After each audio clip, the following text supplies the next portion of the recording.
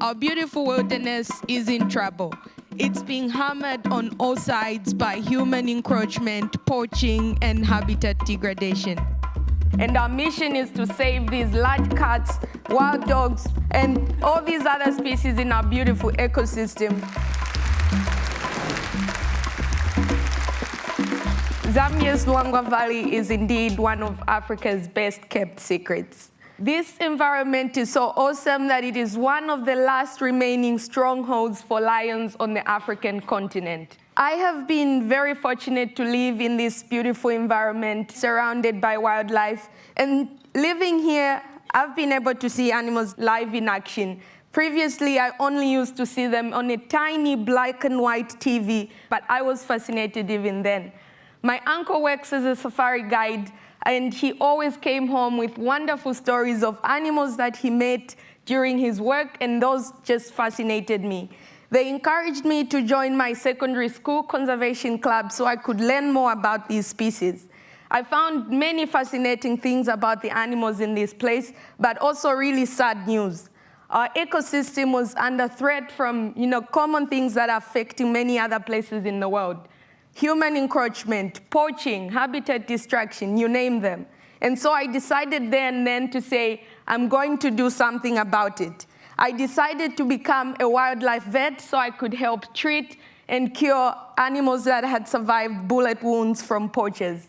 And so I studied really hard. I would stand at night, really late at night, with my feet in a bucket of cold water so I could make the grades to get into university. And that did work. I was very lucky. I got admitted into the pre-vet program at UBC in Canada, ready to go take on this challenge to become a wildlife vet. But it didn't go down well. Second year into the program, I discovered I could not handle cutting anything with a sharp knife. And so my dream for vet school crashed and burnt right there. It was so sad. I'd spent so many sleepless nights studying to do this. But it did not end there. I got diverted into a different career path where I could still help these animals. I currently work as a wildlife biologist with the Zambian Carnivore Program, and our mission is to save these large cats, wild dogs, my absolute favorite, and all these other species in our beautiful ecosystem through applied research and community-based conservation. So my job is one of the best on the planet. I get to see and touch animals that I'd only seen in books and magazines before, and it's an amazing experience. I get to collect key data on survival, on who's going where, who's eating what, and what sort of areas they're using in our beautiful ecosystem. A typical day begins with me and my partner in crime, Gibson Banda. It's not crime because Gibson is a wildlife police officer with the Department of Wildlife and National Parks in Zambia. And he is a great person to work with. He's a comedian, so we're laughing all the time. He's a wonderful human GPS. He knows the system like the back of his hand. And this is an area the size of Yellowstone National Park. So it's great. We get carried away sometimes. We're out for days. We run out of water, and we had to share water holes and drinking points with hippos, elephants. Sometimes we get to some really bad places. We get stuck, and getting back on the road can take anything between 15 minutes, 24 hours sometimes. The best we've hoped for is an entire afternoon.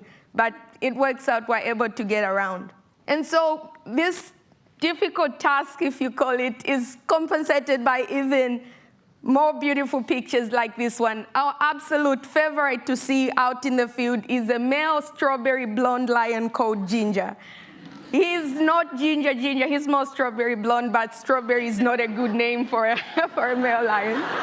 So Ginger has a brother called Garlic. Garlic is a regular lion. We're always happy to see Garlic.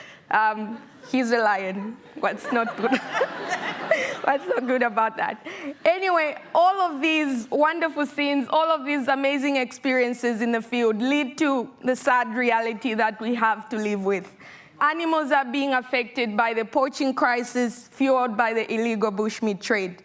These are not the targeted species for the bushmeat trade. We do not eat lions. We don't eat wild dogs, but people are going for deer-sized antelope that they can sell to urban areas and all those places.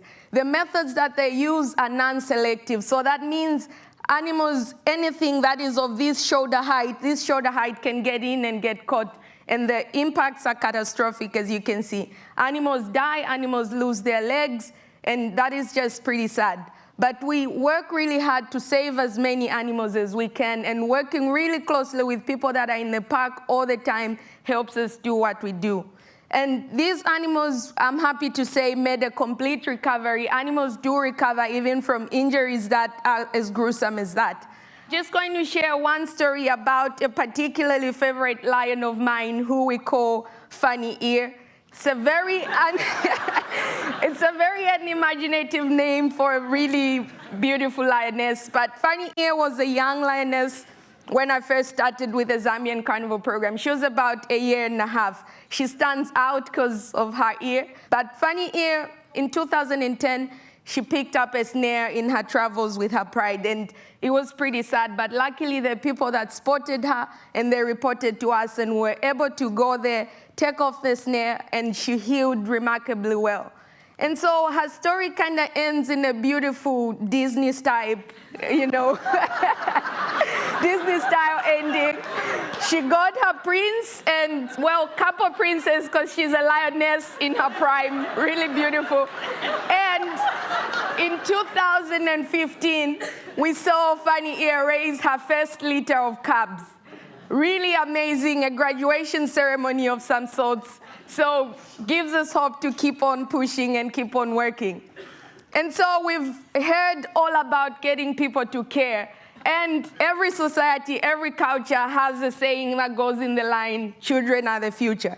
And we take that to heart in our work, and we really try to work really hard with these communities and these students to just get them become environmentally conscious lawyers, teachers, nurses, and conservation leaders of the next generation. We take students out in the field and expose them to wildlife in their natural habitat. And it's just an amazing experience. And these kids love being out in the field. They don't want the field work to stop. So it gives us hope to see that they're ready to learn and they're willing to go the extra mile.